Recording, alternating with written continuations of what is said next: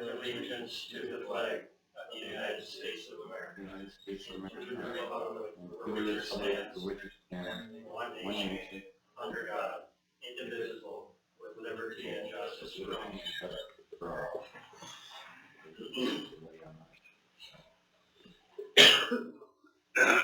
Everyone would please bow their heads. Dear Heavenly Father, we thank you for the opportunity to represent this fine city, and we pray that you watch over the activities this evening, that our decisions and directions may be pleasing to you and pleasing to our citizens. In your name we pray. Amen.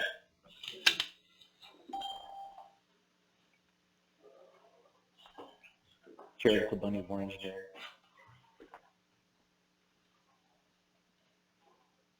Okay, reading and approval of minutes from the February 19th meeting, please. Motion to approve and suspend reading. Second. Motion by Weiser. Second. Second by Stern.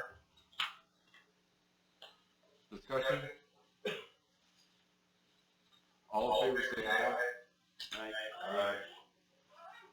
Opposed? Thank you. Okay, approve the agenda. Monty sent out some more information today, I saw. Is there anything else, Monty, that we need to be brought up to speed on? Nope, everything should be on the agenda.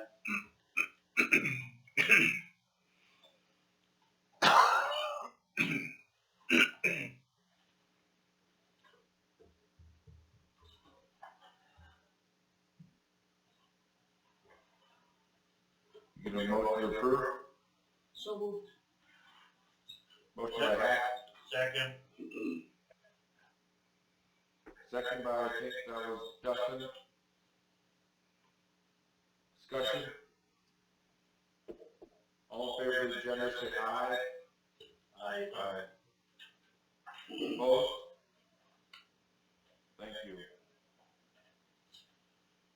Okay, engineers reports. You're up. Okay, thank you. Appreciate you letting me call in. If you have a copy of the engineer's report, there's not a ton to discuss here tonight, but just going to give some project updates. So Expedition Estates, traded some emails back and forth with the group there that's completing that project. No firm date on when they will continue with construction this spring. If you hear anything or if you talk to anybody, please let me know. But as far as I'm concerned, we're still waiting on a schedule of activities. Alley improvements. So at the last meeting, we did award a construction contract to Winkler Construction for that project. So contracts are being signed, insurance is being collected, all of the after bid items are kind of in the works.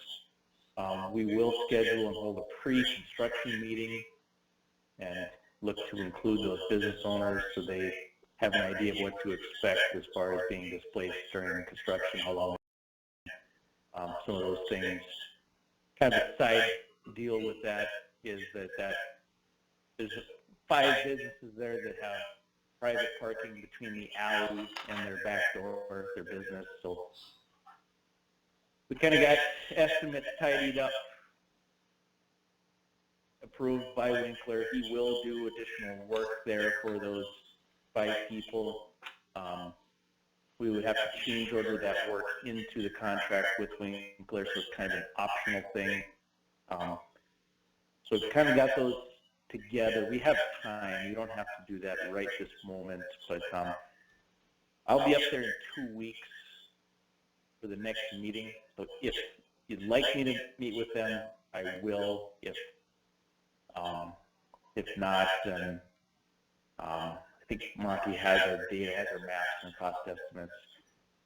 That information can be shared with them to let them decide if they want to add the work on at this time, but they are not required to. They don't have to. It just seems like a convenient time to get it all done.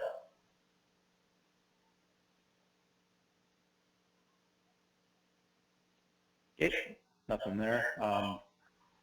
Citywide water meter replacement project. So you guys advertised and opened bids on the water meters recently. Met with the selection committee a couple times. Went through all of the meters, the software, the hardware, the materials in detail. We had a lot of questions for the bidders, sent them back some follow-up questions. They responded, not just related to cost, but related to warranty and style and how data is shared and hosted and what ongoing fees are. So it took several weeks to get to that point, and you had the city had a committee assigned to evaluate the bids, and I'm going to defer to that committee right now to explain, because I'm expecting us to award a contract tonight. All right. So to summarize for everybody, the committee took a look at what we would consider to be the total cost of ownership for each of the meter systems that were quoted for the project. That took into account the upfront capital expense for the equipment and installation.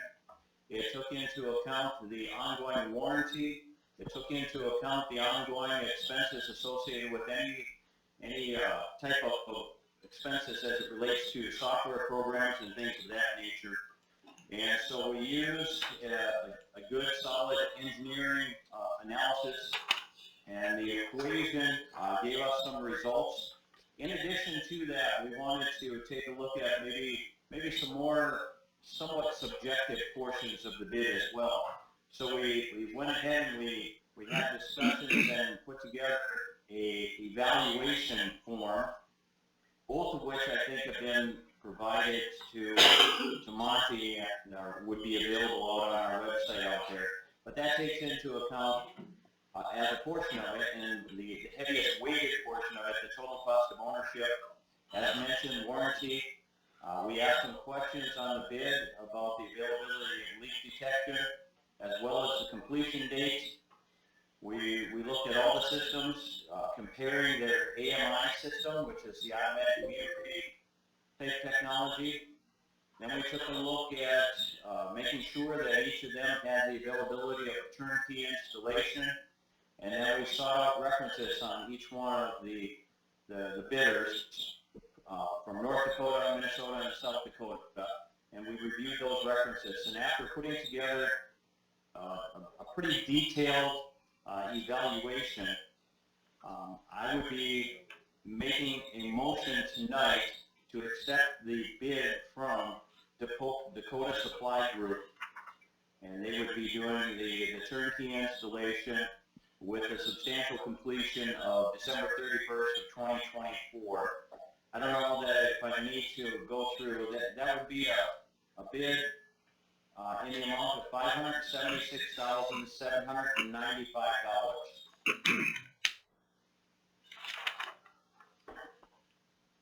Okay, we have a motion by Philip.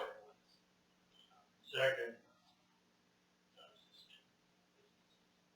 Sorry, who was that? Justin. Thank you. Second by Weidrich. Discussion. So anyway, all this stuff, I guess, I'm just curious if this is in the budget, or is there gonna be, I guess, a monthly fee yet? Like added on, or? So the way I understand it, we have obviously the approval that we received from the state Water Commission with regard to the upfront capital expenses on this project here.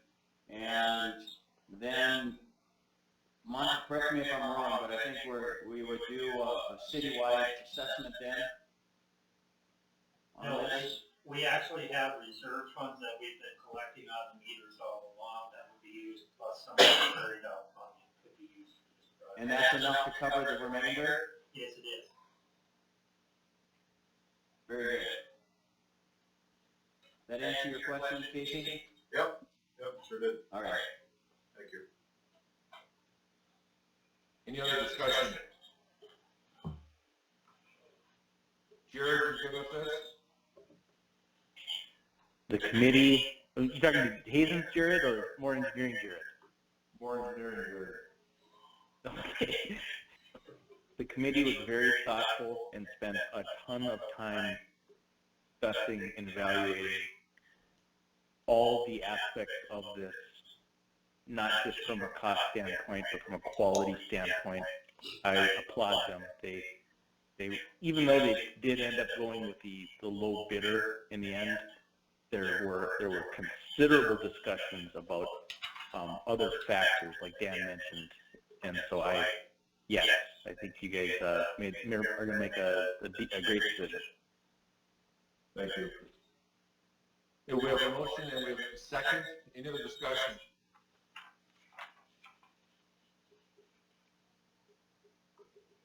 Roll call.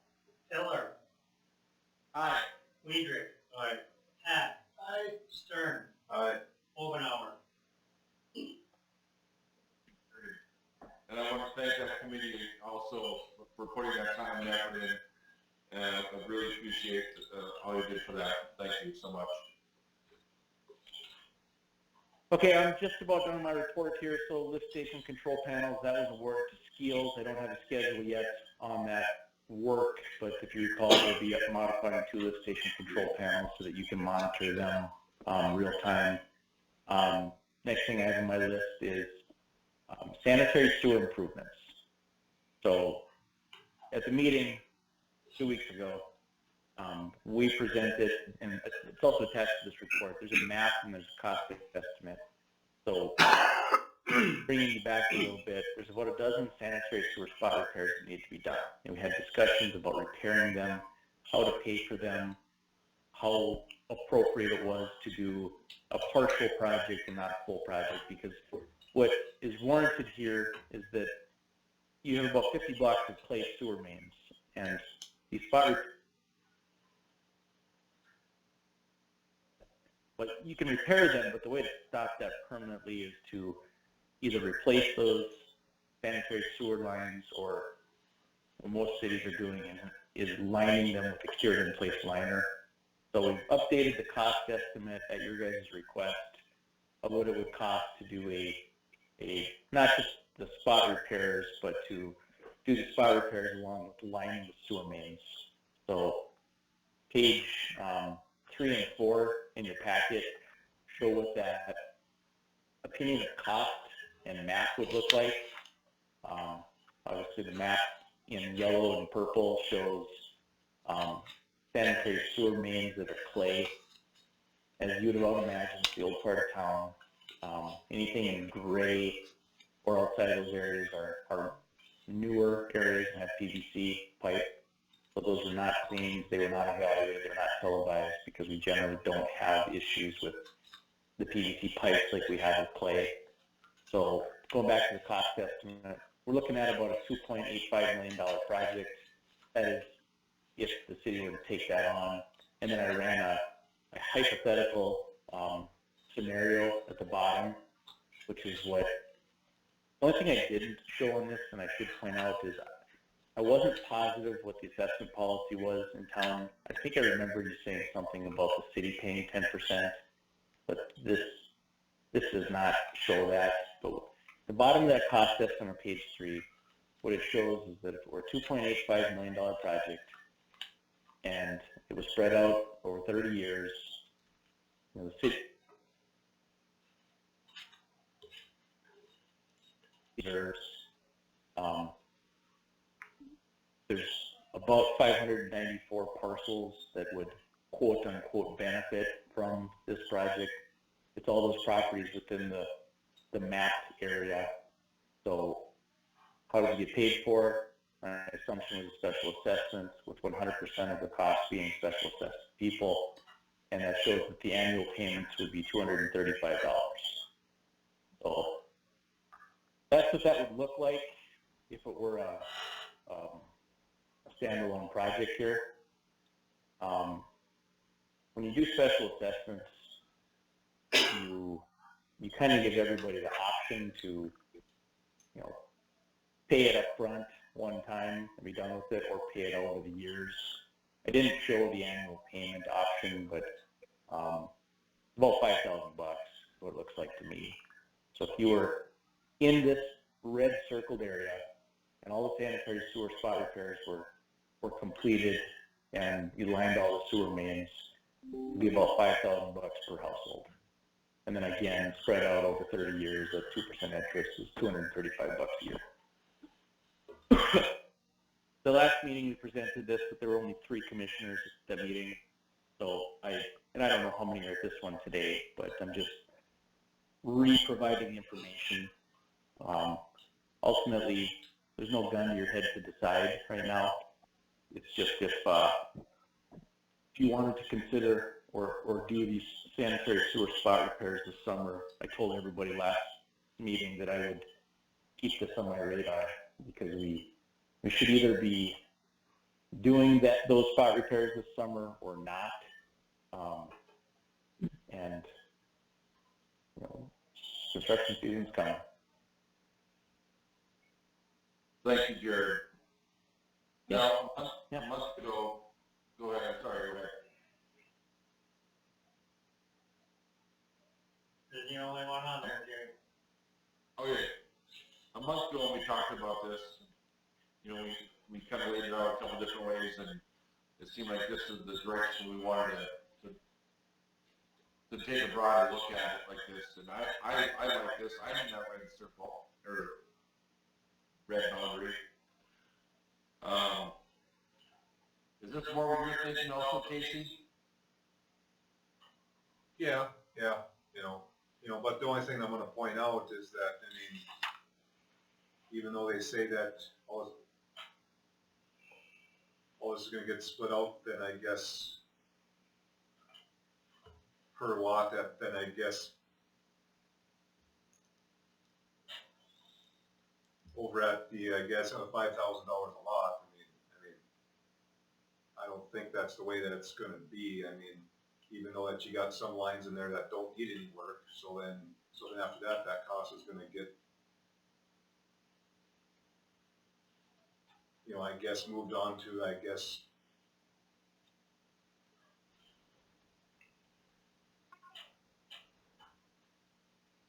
over on, like I said, different lot, so I'm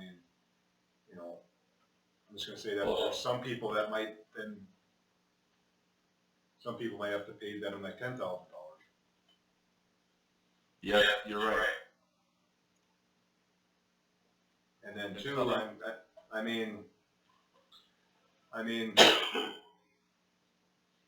would kind of would, I guess, like to give, the citizens like some break for once, but, I don't know. Well, and again, like Jared mentioned, we've not touched on the buy down that the city will do on this either yet. So that will bring it down a little bit, but it still is going to bring it down some. Yeah. And am I wrong, Monty, by saying that's the special assessment committee will be doing a lot of that prep and deciding how it will be broken down, but we'll have a final say? Yeah, once all the costs are in, they will assess the benefit and cost of each property based on whatever formula they want to use. And then, the commission would have the final say. Monty, Jared, I have a question. Have you guys, so I did not do like areas, I didn't do front footage. Normally, when communities consider sanitary sewer, they kind of consider each. Like if everybody has a sanitary service, you pay for it. But I've also seen cities consider some of the very large users and consider that as well. So you're probably right, Casey. If there's a hospital or a school or a manufacturing facility that uses 100 times more water than somebody else, I think that that could be a consideration for assessments. And I would agree that the committee would more than likely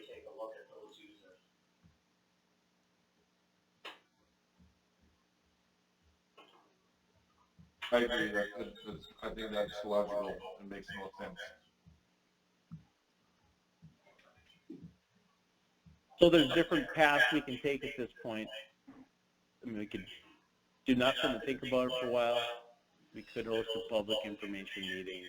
You guys could sleep on it for another month. You could sleep on it for a year. The only critical thing for me is if we want to address any of these spot repairs this summer, then I think you should make that decision in the next month or so.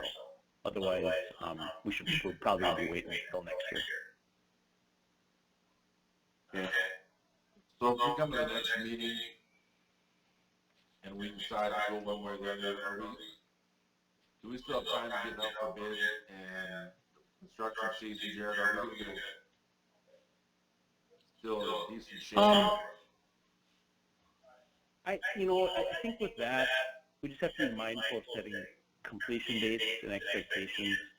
I don't see any problem getting the 10 or so spot repairs done. Spot repairs will happen when they happen. We want them to get the street fixed before winter. But then they do spot repairs first, and then the cured in place lining can pretty much be done until December. So it's non-invasive. They just go manhole to manhole. If the company said they were too busy, we'd probably end up setting a completion date of 2025 for it.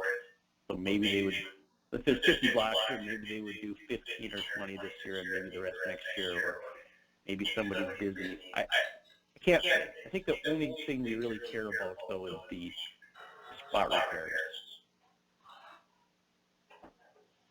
And with doing the lining in, Jared, the spot repairs is the only thing where we have to worry about the street surface, right? Asphalting or... Yes. Yes. Yep. I know this is a little bit off the subject a little bit, but I'm noticing numerous areas around town where our asphalt is falling apart pretty heavily. And if we do spot repairs and then there's road bed to replace, we got a couple other spots that need to be done as well. But anyhow, that can be talked about later. Unless the board wants to make a decision tonight, I say at the next meeting, we need to come and decide if we're going to do, to what extent we're going to do this project. Unless anybody has any other ideas or thoughts. Jared, do those spot repairs have to be done before the in-place stuff happens, no matter what? Yes. Yep.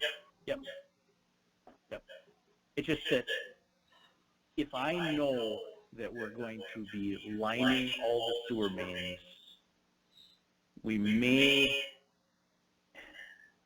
there's a few tweener spot repairs, so if I know we're lining them this summer, we may make a little different decisions on a couple of them than if we're not going to line. You know what I mean? So I just don't worry about that just yet. I just some of the evaluation, I guess.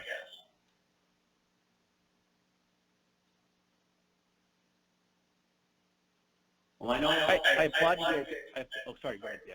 We can go ahead and we can take a couple more weeks to ponder on this here. I think the reality is, it's kind of like kicking the can down the road a little bit, in the sense that if we make the decision that we just go after the spot repairs, we're going to be having a similar conversation probably a year from now, where we're going to have a new list of spot repairs and subsequently making a decision whether or not we want to move forward to line them. I think ultimately, if we just continue to go after spot repairs, we're going to probably end up spending more money from our citizens. So I guess I'm just going to throw it out there that we need to consider either tonight or probably within the next meeting making a decision to, in my opinion, move forward and head off future spot repairs and just do the whole system and get it done. And to be decided a year from now, then the cost went up another 5 to 8% as well. and like I said, there's no gun to your head, but I want to also just point out, January last year, we worked on the capital improvement plan, and you guys identified this as a need. I think evaluating the sewer was number one. Doing the spot repairs was on that top 5 list, and then lining these blocks of clay was within the, I don't know, Monty, maybe the 2 to 5 year plan. So this has been on the radar as far as infrastructure for the sewer and water committee stuff we worked on a little over a year ago. So this didn't just come out of nowhere.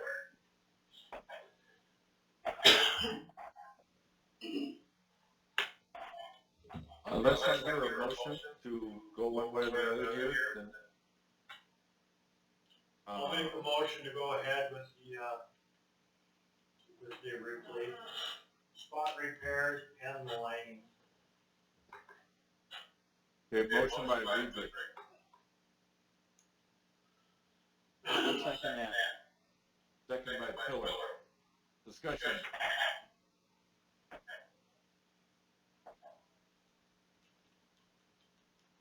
If we do this and it's a $3 million project, Monty, then if it's 10%, we have $300,000 from the city. Is that a one chunk payment from the city on our sales tax, or how do we pay that? We've done it either way. We've done a one lump sum payment, or we've just included our payment as part of the annual installment. Okay. We have a motion by Rubik and a second by Pillar. Any more discussion?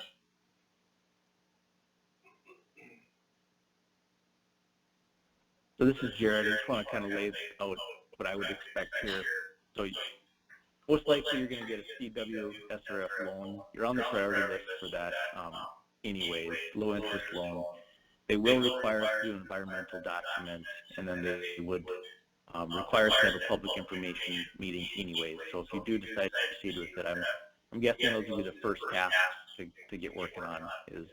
So if you wanted to have a public information meeting in April or May, that should be fine to start spreading the word and letting people know that it's, I mean, like I said, it's probably a year-long project. I don't know when you'd consider assessment. Probably at the end, Monty. Is that right? Yeah. In a couple of years? Yeah, okay. Okay, just trying to lay out that time frame so we can see that. It doesn't, when you have these state funding sources involved, it doesn't go super fast, but fast enough. Thank you, Jerry. Yep. Okay, we have a motion in a second. Any more discussion? Roll call. Weider, aye. Tiller, Aye. Hack, aye. Stern, No. Obenauer. Aye. Motion carried. Okay, all right. We'll start working on that. I'll have to get a task order to you to do the environmental document next step, public input meeting. Generally, though, that was the gist of my report tonight. Yeah, I don't have anything else except for the ongoing work. Yeah, we'll be having some pre-con meetings here this spring, and I'll stay in touch. Thank you. All right. I do have to leave here pretty quick, so I'm going to try and stay on the phone a few more minutes, but please call me at any time, anybody. Okay, thanks, Jerry. All right. Take care, guys. Number 6, request of citizens. We have two items on there. We have free reduced all rent for Line 25 event and local permit from the school.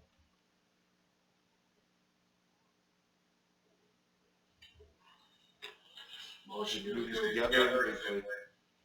I'll make a motion to approve both as presented. Motion by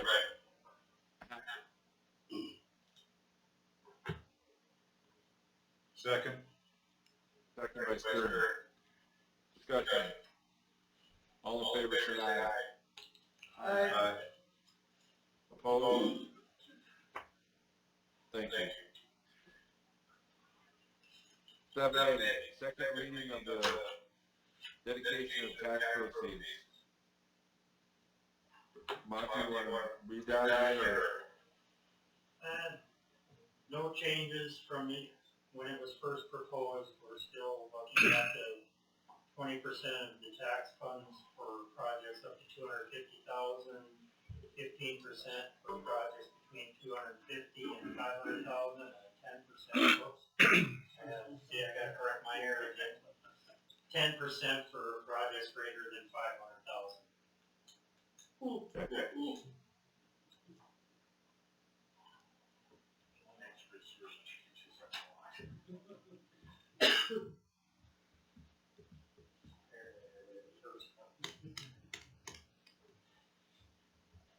Is there discussion?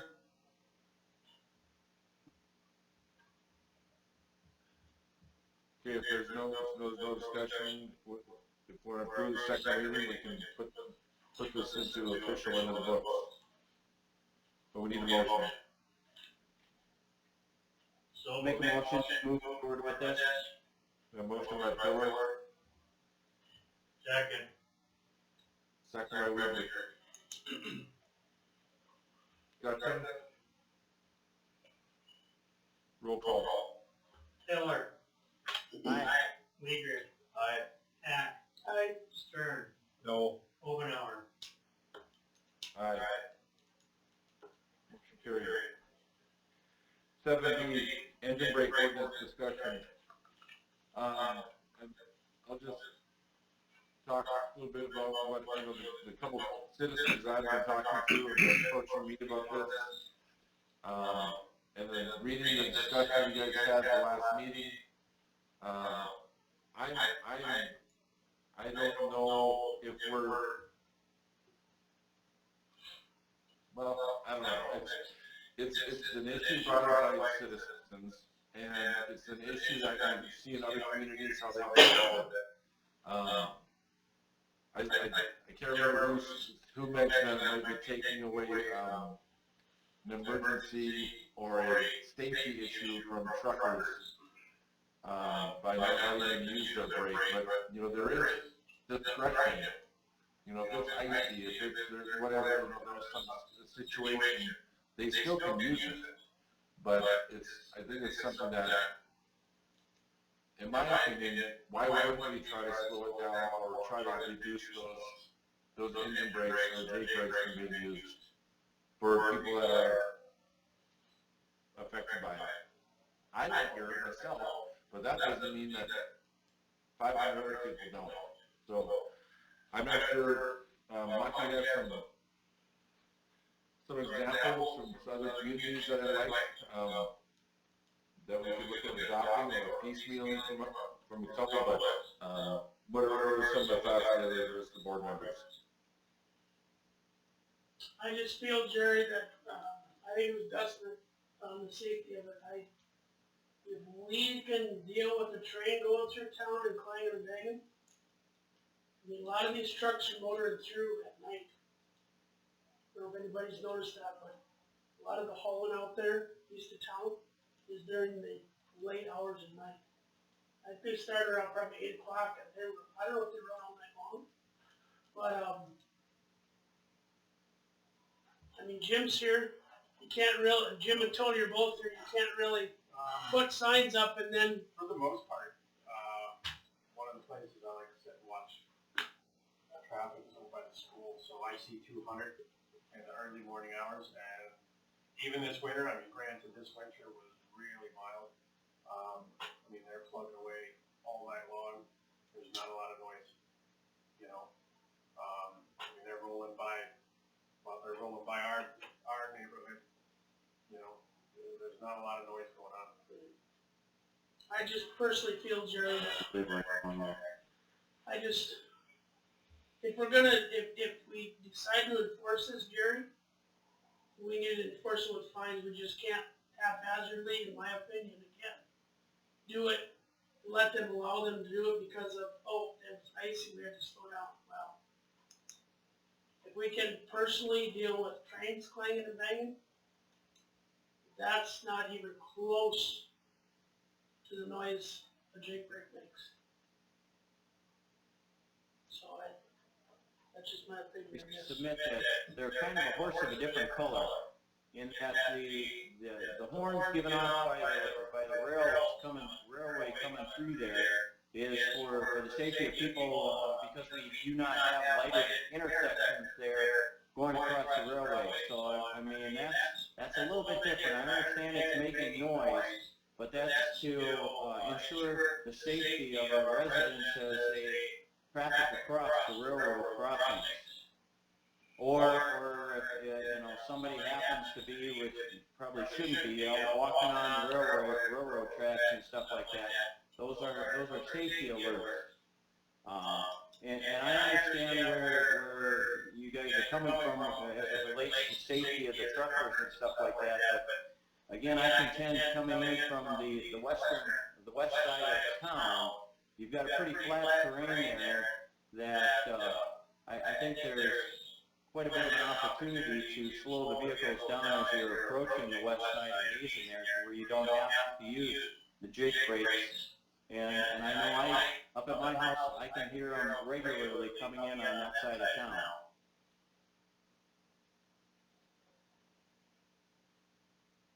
Well, we'd be jeopardizing taking the safety away from semis. So it's just, Say that again, Jason, I didn't hear you. we would be jeopardizing the safety of the semi and the guy driving it as well by not. Well, I by think enforcing. Jerry alluded to the fact that there's going to be circumstances where with road conditions and stuff like that may justify the use of those particular safety features on the vehicle and stuff like that. But I would contend that the majority of the time that I hear trucks coming in, again, from the western part of town, it's on beautiful sunny North Dakota summer days where there really is no safety factor, in my opinion, related to slowing down to come into town. And we would not be the first city, town that would have a noise ordinance put into place for this type of traffic coming through. So I'd be hard pressed to say that all of the others that have done this before our consideration of this didn't take into account safety factors for those folks driving the trucks out there as well. It seems fairly standard when I travel around North Dakota and even in Minnesota and stuff to see those type of road signs coming in and out of towns. And most of the people that make those laws are people that have never drove a truck before.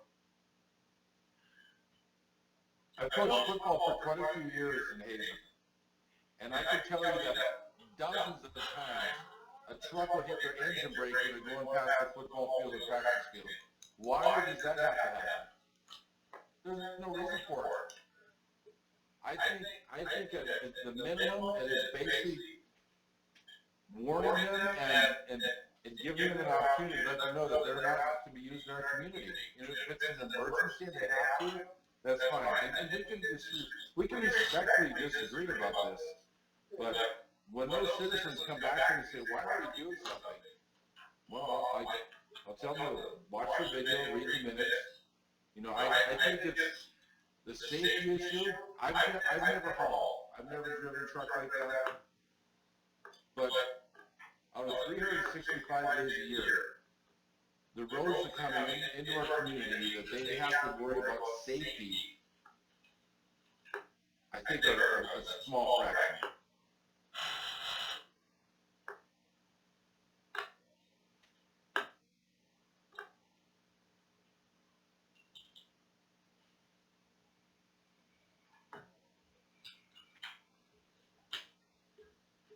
Any other discussion?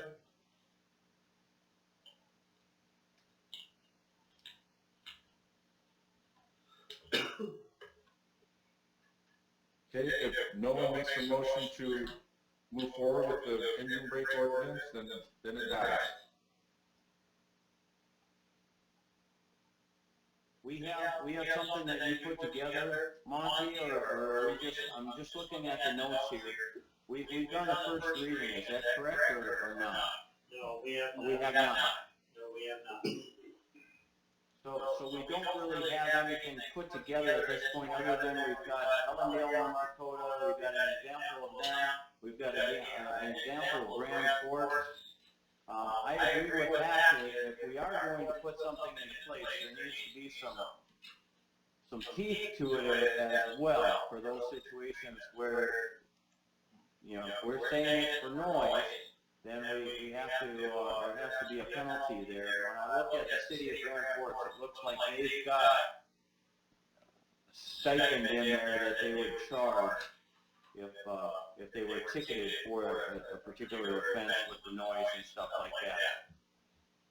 So I guess what I would like to see, and I don't know that we need a motion on it necessarily, but if Monty could work on maybe putting something together similar to that of Grand Forks, and then we could have some further discussion. Jim and Tony, I would like to give your input to Monty as well, now what your concerns would be. I understand that if you guys are over on the west side of town, and somebody comes in on the east side and they're using their engine brake, you don't hear it, maybe a citizen does, you know, there's not a whole lot that can be done, I suppose. But at least we're asking these truckers that, with the, especially with the sand that's moving, that we are concerned about. So Tony and Jim, or Jim, if you talk to the rest of the department about it as well, please, before we decide to make any other decision, I'd appreciate that. Thank you.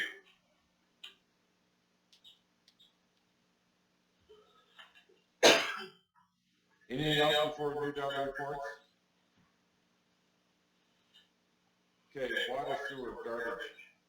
I have nothing to report at this time. Streets. I've got, Dave give me our typical sweeper after we've had it 3 years, right, Monty? See a little wear and tear. We've had some time to, look at it, and a lot of these are wear type items. And I could have Monty send this to you, Jerry and Dan, to look at as well, if you wish. Please. But again, a lot of it has to do, and we can wait until you guys look at it and maybe make a motion on it next meeting. Maybe why would we do that? Dave, you fine with that? That's fine.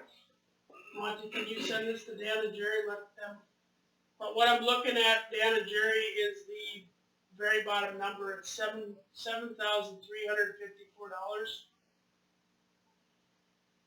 And that would cover, again, a lot of wear and tear items. Just let you look at it, and then we'll act on it in 2 weeks. Okay. Drove around town. As far as I see, roads are you know, way more than passable. Really looked at, I asked Dave to talk to Free and get that other snow gate done yesterday. I guess I personally, not unless you guys have noticed, driveways with berms in front of it. I haven't heard any complaints, Monty. Let's not hope for any more snow. Just little itty bitty chunks like this. So other than that, that's all I have. When I came in from Coteau this morning at 7 o'clock, I thought things looked nice and tidy. Nice job. I don't know, what did we get, about 4 inches? I think it was like 3.7 or something like that. Yeah. That was very manageable. I'm glad you guys got that cleaned up quickly. Thank you. Anything else, Jason? No, that's it. Casey, finance busing. Nope, Jerry. Thank you. Thanks. Dustin, police, fire, forestry. Alright, I got, calls of service for the police department. Officer Byer had, 41. Officer Anthony Melberg had 17. Officer Samantha Melberg had 49. And Chief Wolf had 50. Tony also got me the quote for the upfit charge from Cap Fleet. That total comes in at $28,205, so I'd like to make a motion to approve that. Okay, we will have a motion by Weaver on the cap fleet outfitting of the police vehicle. Second. Second by Hack. Discussion, when can they get to it, and when will we be able to pick up the vehicle? Any ideas? What they're waiting for is obviously the approval from tonight. I explained that to the representative I'm dealing with, that this has to go above, in front of you guys approve it, so he's like, yep, that's doable. The minute he gets that, purchase order, he's gonna go ahead and order everything, have it on standby, and what we're waiting for is we're just basically in line of other builds. So after a build, obviously that'll get kicked out, or if someone just cancels their order. He's looking at, when I talked to him last, which was maybe 4 days ago, he said that as of right now, we're looking at, October, end of November-ish.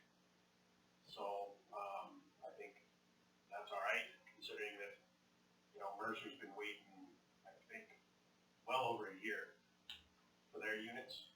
So, I think that'll be all right, considering we're going into, the nice season, and we can have it ready to go and everything by winter. So.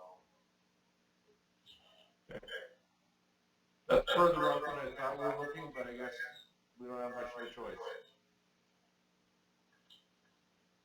So I'm just curious, even if there's like a lower grade, I guess, of all this stuff, I mean, even on this price, it seems like,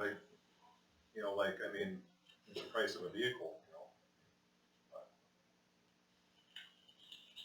Yeah, it's quite expensive, but you also gotta look at the last vehicle, you paid $8,000 just to move the equipment from one vehicle to the other.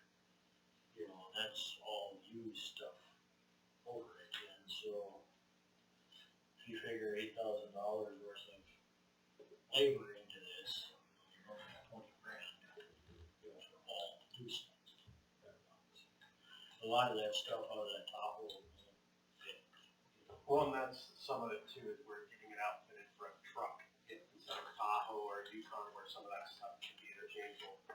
So that's probably where that differential, more expensive stuff comes into. But we're also outfitting it, in a way that, we're getting a vehicle that,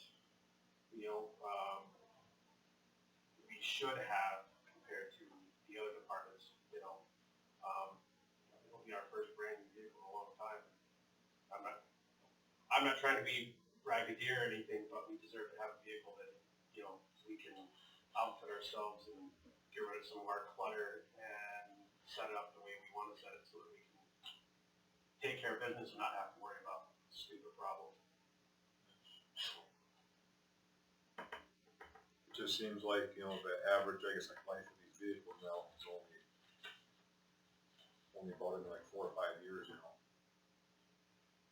So we're gonna get, extended, life out of this one. Even though that the total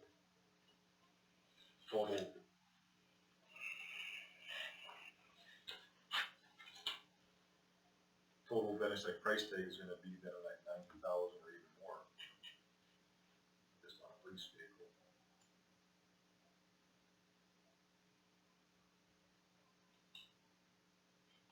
Do you have some recommendations, Casey, or what are you thinking? To cut some things out of this, or reprice it? Well, that's reading, through here, it talks about a rear, spoiler thing, and I'm just curious about that, but. So it's on page number 3, in the packet. the rear spoiler, then it's like bracket kit, you know? I think that has to do with all the, with the part of the lighting system. So you've got rear lights.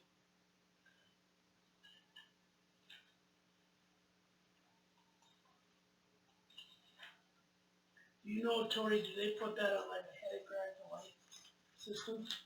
Where it's not mounted on the pickup, or, I think the you talk about up top.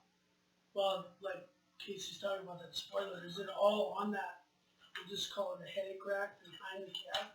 Is it all on the light bar and everything, or is the light bar on top of the cab? It'll be on top of the cab. And then in the bumpers and in the front, everything's built into that. Is that just the bracket on the spoiler? Yeah, it just says a bracket kit. It might need that bracket kit for the cover. I don't know. I'll be honest, I did not get a chance to look at this portion of the agenda, this add-on today. Sorry.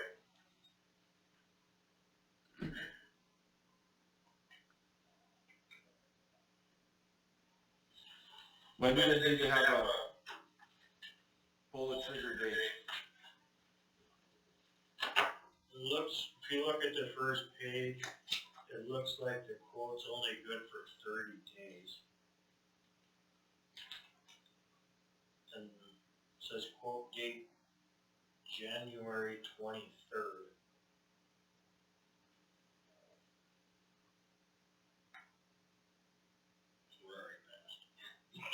We're already past. We're already past that thing.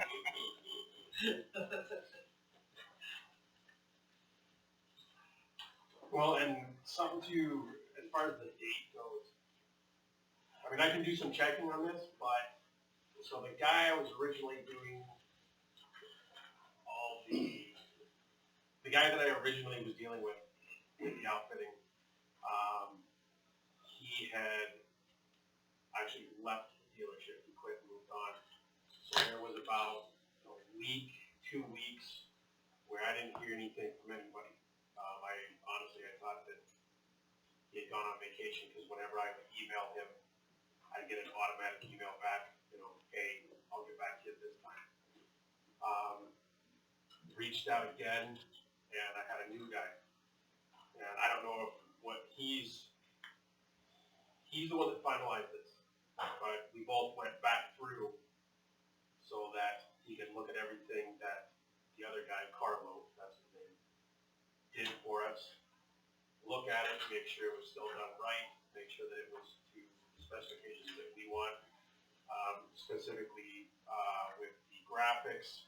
You know, when he sent us the print, Jim wants the number 2 because it's our second unit on there, but on the print itself there's a 0. We made sure that that went into the graphics guys, as you know, there was going to be another, you know, just nitpicking all that to make sure if we're going to spend this sort of money, we get it the way we need it. So the guy that I was dealing with, he's a new guy on this, and he went through, made sure everything's the way that it needs to be. So I'm not quite sure if that lag there is because of that. I wouldn't think so, but you know, if everyone's kind of wondering why, you know, there was a bit of time in there, that's why. So I wound up dealing with a new guy, but this new guy got right on top of it, because once I started dealing with the new guy, it was just a couple of days that we had it done, by a separate finals. If I remember right, Officer Waller told me too that they had issues with one vehicle that they ordered from these guys, and they sent a rep up right to Stanton to work on. I don't know if that's a every time occurrence or if that was a one-off type of situation, but I do believe that's what he told me. No, it's probably a year ago I talked to him and he told me that. I mean, it almost looks like we're getting new everything.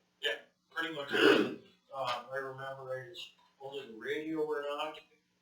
Yes, I did. I sent the guy before, the other rep, first rep, sent him the dimensions of our radio. We don't have a spare radio, so I sent him the dimensions of the radio that we're going to be putting in there.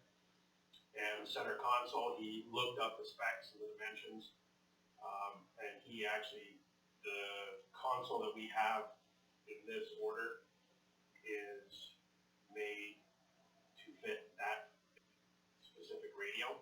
So the minute we get it, we'll coordinate with, whoever it is in Bismarck we go through, and we'll just take it and swap it out real quick. And, we put, the way I went about this was, I hate using this, but it's, it makes it sound like we're slobs or something, but it's not the case. Because we don't have enough storage inside the cab, there's like little clutters and stuff, and there's mostly in between the seats.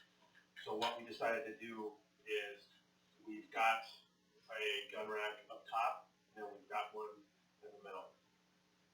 And that extra space we can put in the middle, we can find some sort of organizer for our field test kits, our binoculars, our window testers, extra paperwork. As far as in the back, at least while I've been here, we haven't needed to transport two people at the same time. So I went with the single transport cage in the back. Behind the driver's seat is where all the circuit boards and everything, all the electronics are going to go.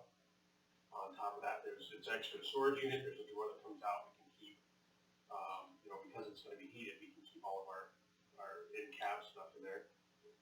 As far as our outdoor stuff, in the bed itself we've got it lined, and it'll have like a drawer. It's separated, and we'll have drawers so we can keep our cones, our shovels, tow ropes, anything of any of our outdoor gear can stay in there. It's waterproof, it's dustproof, so we're not going to have to worry about everything getting wrecked. And it still gives us enough room that it, I don't know how many bikes we find around town that we have to try and finagle in the back of that, our normal units we can throw in the back, haul them off, or, if for some reason there's an accident, you got to pick up pieces, I kind of took what kind of bothers us during like night shifts and stuff like that, and tried to go simple, but, make it more organized. Up front, the cradle that we've got is going to fit the new computer that Jim has for us. The center console, it'll have all the newer buttons, and then, very easy to use. I really put some time into that to make sure that, with what we've got going on and what we've had recently, it sounds like we're going to get more traffic. It sounds like the sand pits aren't going to go anywhere anytime soon, so you've got to extra traffic. Looking at taking the thought process out of it so we can put that into, instead of looking down and just automatically get what we need to. That sort of mind frame. Okay. So, Okay. Sounds great. Did we ask any questions of any of our peer groups, Beulah or any of the surrounding communities that have gone through this process, maybe within the last couple of years? If we're in the ballpark with these folks out of Texas? This is who Mercer County goes through to get all their patrol vehicles now. Okay. So that, what I'm hearing you say then is what we're seeing here is what the others are facing as well. Not sure if that's where Beulah goes through or not, but I do know the county goes through this company. I did try to reach out to one in Minnesota too, and I could never get them to return an email or a phone call to me. Well, I know out at DGC when I worked there, and we did up our ambulances and our fire trucks and stuff like that.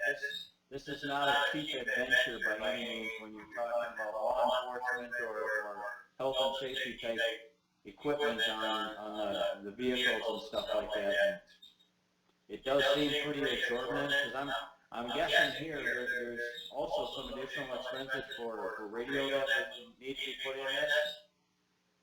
Yes, there'll be a little bit more just to install the radio. Unless we could find a spare, we could mail it down to them and have them install it right away too. But we don't have a spare radio. Right. But the radio would be the only extra expense. We wouldn't have to install. Honestly, it's a hard pill to swallow, but I don't know that we've got a whole lot of other options available to us.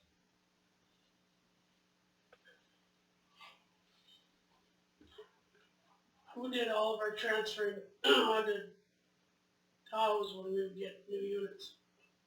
We, us, Quarter communication. Court of Communication. Was the last one. And even then, they said we needed new stuff. They couldn't read the signs out of the flashlights and stuff. And the heavy vehicle is different every year, so they can't, put stuff moving over you in a new vehicle. I mean, a totally different vehicle from a Tahoe to a pickup. You're gonna have to. Yep. No, I mean, it's pretty much, you look through this, just skim through it. I mean, I'd be curious how much, at the bottom of the last page, get rid of OEM parts. I'm guessing all the headlights, all the taillights. I really don't know. No, I'm sure they reuse the same taillights. I'm sure they just grill into it half the glass. But they might change out seats. Yeah. If I remember in there was cloth front seats, but vinyl rear seats. Well, it might come with a cloth from the factory, and they might pull it out and put the vinyl in. Right. For easier cleanup. Yeah. Center console would be one of them. I'm sure it comes with a center console, and we'll rip that out. Well, that's stuff that we've never seen, we've never seen, that's why the sticker shock, so. Yeah, I know. When it comes, it's gonna be like, oh, okay. We're not trying to piecemeal stuff together. We're not trying to hide it in the normal factory council. We're gonna have the outfitted council. Yeah. And they manufacture just. Yep, yep. So, makes sense to me, I guess. Dustin, what do you want to do? You have a motion and a second. Just discussing right now, so we can call for the question. Any more discussion? Roll call. Leader. Aye. Hack. Aye. Hiller. Stern. Aye. Omenauer. Aye. Motion carried. Get her done. Thank you. Appreciate it. Buster, you there? He is not. I'm sorry, Dustin, were you done? Yes. Okay, thank you. Under my reports, just a small stuff, Monty and I are working on getting some solar power lights ordered, one for up on Otter Tail Loop, and then I'm also having them order a couple solar power lights that will light up our welcome to the city of Hazen signs on either side of town coming in at night, that they'll be lit up, and they're pretty cheap actually, but I think it'd be a nice addition to light those at night so you can see them. So nothing else from me. 10A correspondence, post-prom committee donation request. I see in the past, last year we did 300, is that right, Martin? I gotta get back on those. Yes, that is correct. Okay. What would you guys like to do?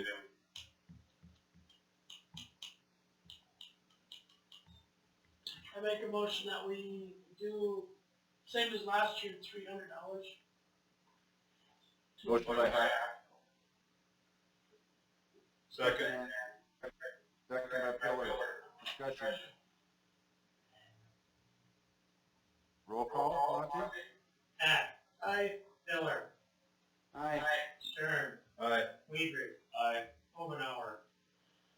motion carried. 10B, Coal Country Community Health Center Foundation Scholarship Fund. Monty, you want to remind us about this? This is the first time we've had a request for the scholarship fund. Indicated in their letter that it is intended for scholarships for local students who intend to go into medical fields. So, I guess there is funding available under our donations budget. So it's up to you guys what you want to do. We haven't done anything like this in the past, I don't know they have. No, This is brand new. this is brand new.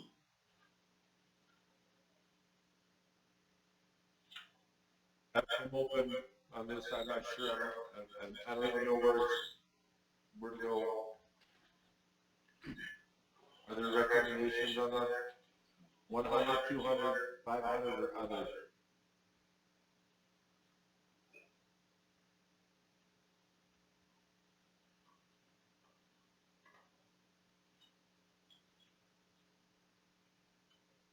If I'm hearing nothing, I'll Make a motion to approve the city's donation of a $500 Grow Our Own Scholarship donation to the Coal Country Community Healthcare Foundation. the motion by Joe, Second.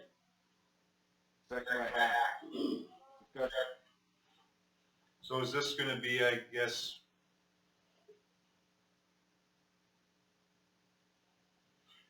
so is this gonna be, I guess, then it's like one-time thing? Or is it gonna be, I guess, like every year? The motion tonight would just be for a one-time, and I'm Yeah. guessing they'll probably come back next year and ask again, but the motion would just be for a one-time donation. Any other discussion? Roll call. Miller. Aye. Hack. Aye. Stern. Aye. Weider. Aye. Omenauer. Carried. Any public for comment there tonight? No. Approval of the bills. Motion to approve bills as presented. Motion by Weider, Second? second by Stern. Discussion.